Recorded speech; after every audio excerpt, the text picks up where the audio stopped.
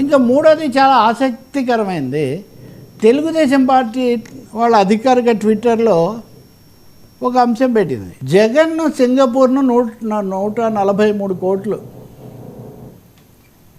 లంచం అడిగారు అని.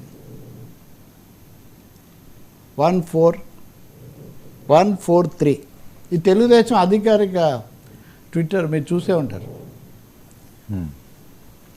యూత్ భాషలో 143 అంటే ఐ లవ్ యూ, జగన్ భాషలో 143 అంటే ఐ లూట్ యూ.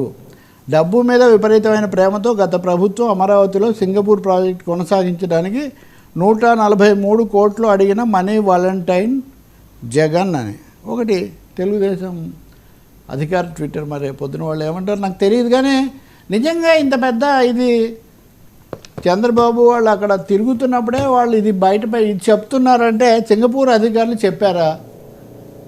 మాజీ ఆంధ్రప్రదేశ్ ముఖ్యమంత్రి మీద ప్రభుత్వం మీద ఇంత పెద్ద ఆరోపణ సింగపూర్ వాళ్ళు చేశారా అనే ఒక పెద్ద ప్రశ్న ఉత్పన్నమవుతుంది.